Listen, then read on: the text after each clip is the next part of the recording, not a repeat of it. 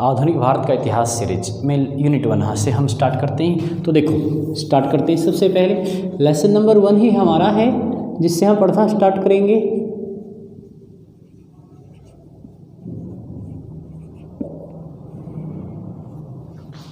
आधुनिक भारत,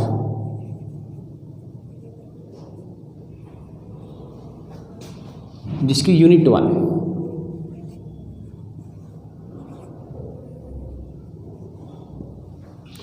के अंदर हमारा लेसन रहेगा उत्तरवर्ती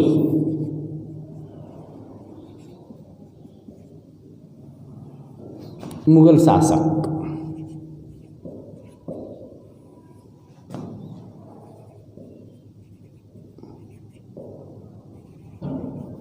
बाद के मुगल शासक औरंगजेब की मृत्यु अहमदनगर के अंदर 1707 में औरंगजेब अहमदनगर में मर जाता है।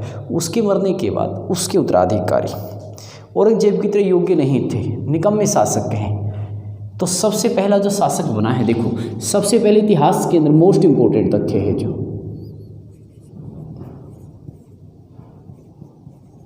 जो औरंगजेब है, इसकी मृत्यु मरने की तिथि 1707 AD अहमदनगर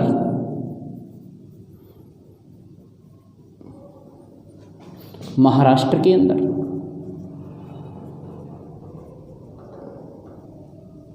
अहमदनगर महाराष्ट्र में औरंगजेब मर जाएगा। फिर है इसका मकबरा महाराष्ट्र में ही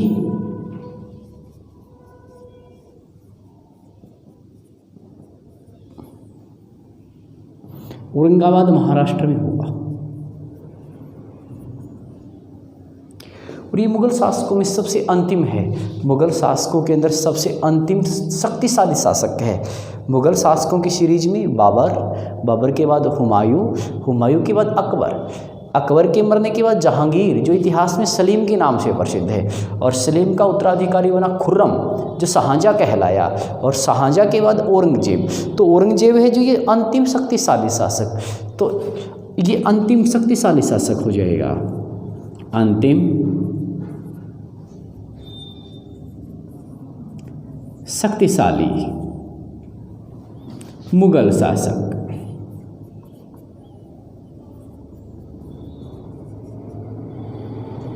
तो ये अंतिम शक्तिशाली मुगल शासक है। और इसका उत्तराधिकारी, जैसे ही औरंगजेब मरा तो इसके बाद जो इसका उत्तराधिकारी बना है, इसका बेटा बहादुर शाह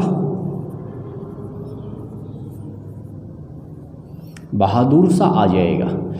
अब बहादुर शाह भी इतिहास में 2 होते हैं, एक है प्रथम उत्तरवर्ती मुगल शासक बहादुर शाह, तो जिसको हम प्रथम कहेंगे,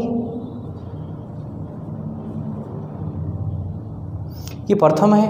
और एक इतिहास का अंतिम है, इतिहास का अंतिम मुगल वारिस है बहादुर शाह द्वितीय। बस अंतर है कि बहादुर शाह फर्स्ट है जो मुअज्जम के नाम से इतिहास में प्रसिद्ध है, और दूसरा बहादुर शाह द्वितीय है जो बहादुर शाह जफर के नाम से इतिहास में प्रसिद्ध है। तो इस सीक्वेंस में सबसे पहले उत्तरवर्ती मुगल शासक हम पढ़ेंगे बहादुर शाह प्रथम। तो उत्तरवर्ती मुगल शासकों की सीरीज में हमारा जो है सबसे पहले बहादुर शाह फर्स्ट होगा। तो सबसे पहले जो वारिस है औरंगजेब का बहादुर शाह प्रथम। बहादुर शाह प्रथम 1707 से 1712 AD, 1707 से 1712। अब 1707 की बड़ी घटना औरंगजेब की मृत्यु हो जाएगी कि औरंगजेब मर गया है। और जैसे ही औरंगजेब मरा तो उसके उत्तराधिकारियों में अपने आप को शासक बहादुर शाह प्रथम ने घोषित किया। तो ये मोस्ट इम्पोर्टेंट है। इस सीक्वेंस में सबसे ज़्यादा इम्पोर्टेंट ये आ जाएगा बहादुर शाह प्रथम। तो देखो इसका सबसे पहले 65 वर्ष की आयु में राज्याभिषेक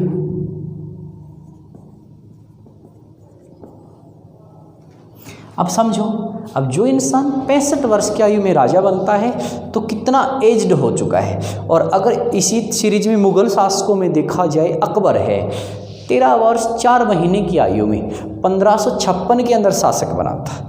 और अगर बाबर को ही हम देखें तो बाबर का जन्म है 1483 में हुआ था, और जब वो 11 वर्ष का हुआ तो 1494 के अंदर 11 वर्ष की आयु में राज्याभिषेक हुआ था।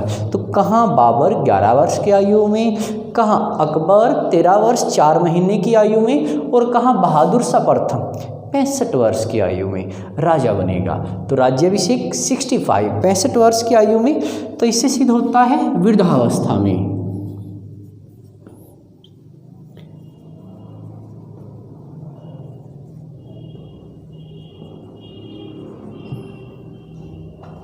वृद्धावस्था में शासक बना है। वास्तविक नाम,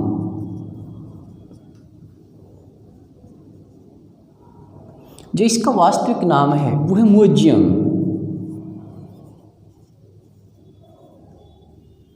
मुअज्जम के नाम से जाना जाता है वास्तविक नाम। अगर वास्तविक नाम की सीरीज अगर हम देखें तो लगभग हमारे 5 शासक मोस्ट इम्पोर्टेंट। सबसे पहले मोहम्मद बिन तुगलक, इसको कहते हैं जूना खां। जूना खां बन जाएगा। मोहम्मद बिन तुगलक को कहते हैं जूना खां इतिहास के अंदर। अगर देखा जाए शेरशाह सूरी,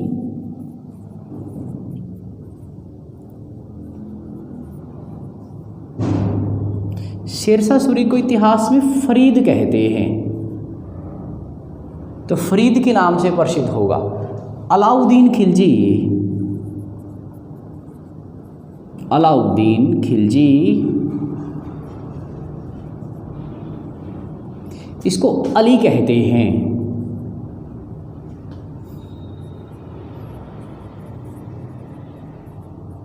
सिकंदर लोधी,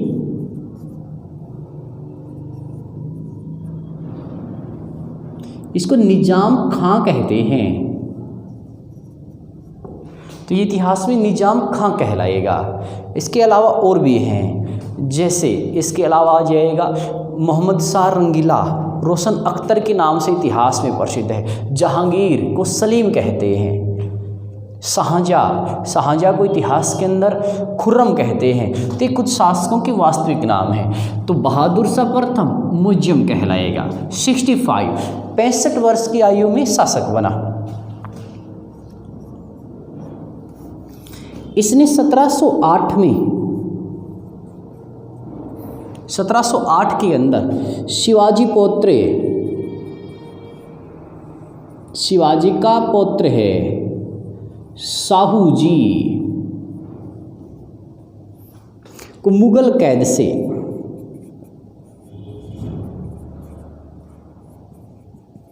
रिहा किया।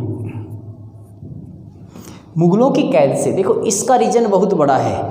इतिहास के अगर दूसरे पन्ने पर देखा जाए इसी कालक्रम की घटना कि मराठा शक्ति है, और मराठा शक्ति का संस्थापक था शिवाजी महाराज, जो औरंगजेब के समकालीन थे। अब इस बहादुर शाह के काल में मराठा शक्ति है ताराबाई के हाथ में, और ताराबाई मराठाओं में सबसे पावरफुल महिला है। तो बहादुर शाह ने देखा कि ताराबाई की शक्ति बढ़ती जा रही है, तो बहादुर शाह क्या करता है, बालाजी से परामर्श करता है। बालाजी विश्वनाथ नाथ के आग्रह पर रिहा किया है।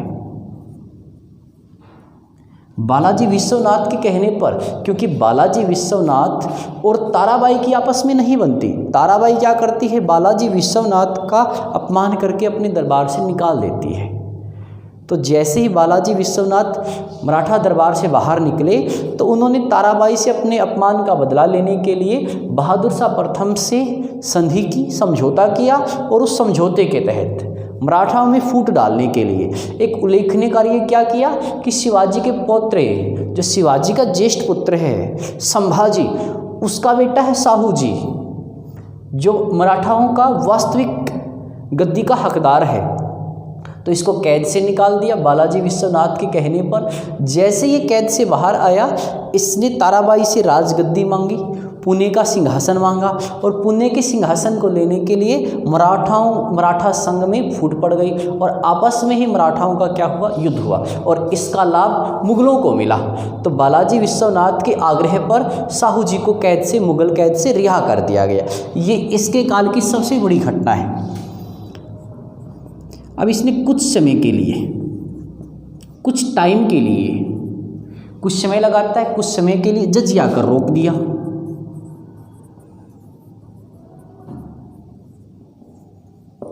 जजिया कर को बंद कर दिया गया। इसके समय की ये भी घटना है, लेकिन बाद में शुरू हो गया और 1712 में इसकी मृत्यु हो जाएगी। 1712 ईस्वी, बंदा बहादुर,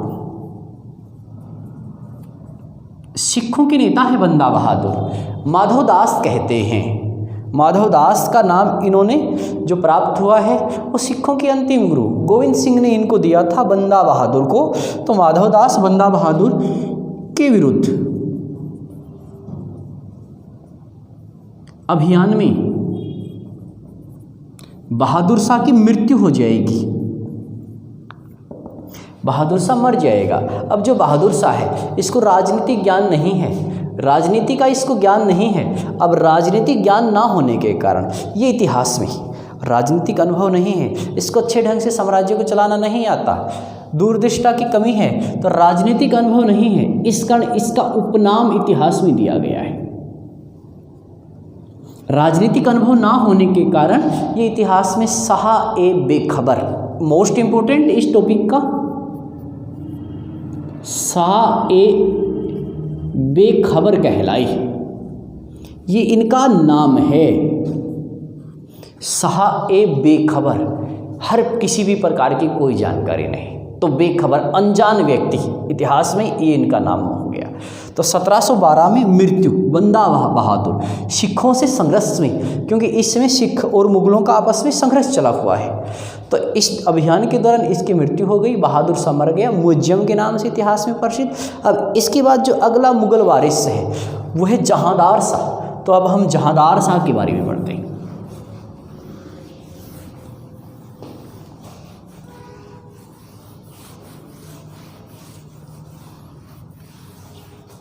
तो जहांदार शाह देखो,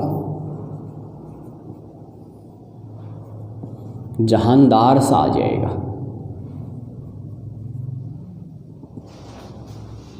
1712 से 1713 एडी, 1712 से 1713। अब इसके काल में जो मुगल दरबार है उस पर एक लाल कुंवर नाम की महिला जो प्रेमिका है जहांदार शाह की, उसका बहुत ज़्यादा प्रभाव पड़ जाता है। वो अपने विवेक, अपनी बुद्धि के दम पर मनचाहे ढंग से शासन चलवाती है, किससे, जहांदार शाह से, और यही इसकी असफलता, अयोग्यता का कारण है। और इसी कारण जो जहांदार शाह है मुगल शासकों में सबसे अयोग्य है। तो देखो समझते हैं, इसके काल में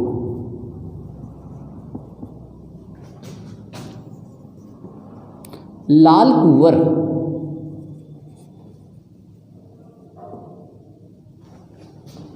महिला का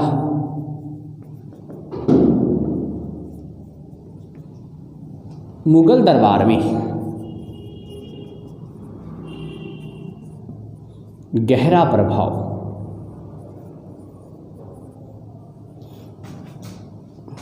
गहरा प्रभाव हो जाएगा। है कौन लाल कुंवर? जहांदार शाह की प्रेमिका, ये प्रेमिका है। अब इसके प्रेम में पागल है, और इसके प्रेम में पागल है तो कोई ज्ञान नहीं रखता, कोई विवेक नहीं है, तो मुगल शासकों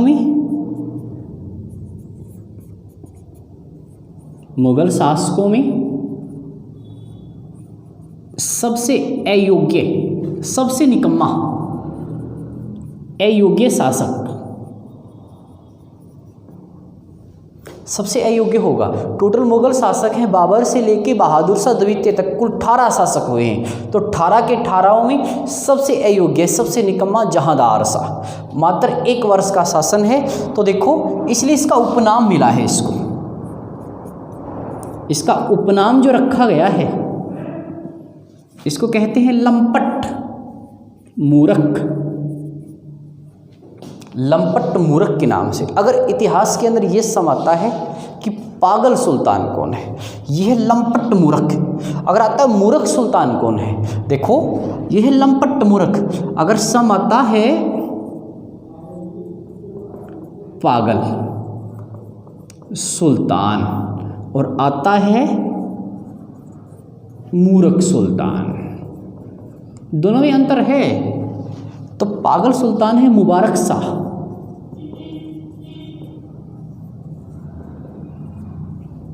खिलजी। और आता है मूर्ख सुल्तान, कहीं कहीं मिलेगा पढ़ा लिखा मूर्ख सुल्तान, तो यह है मोहम्मद बिन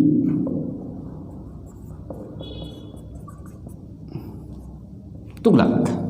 मोहम्मद बिन तुगलक यह है पढ़ा लिखा मूर्ख सुल्तान, ये मूर्ख सुल्तान भी कह सकते हैं। और पागल सुल्तान होगा मुबारक शाह खिलजी, तो पागल सुल्तान के नाम से मुबारक शाह खिलजी को कहेंगे। तो जहांदार शाह एक ही काल का, एक ही वर्ष के अंदर इसका शासन चलेगा, बाद में इसकी हत्या होगी, इसकी डेड बॉडी को, इसके शरीर को मारकर लाल किले के पास यमुना में फेंक दिया जाता है। तो जहांदार शाह एक वर्ष का शासन, इसके बाद इसका उत्तराधिकारी होगा फर्रुखसियर, तो उसको हम नेक्स्ट वीडियो में पढ़ते हैं।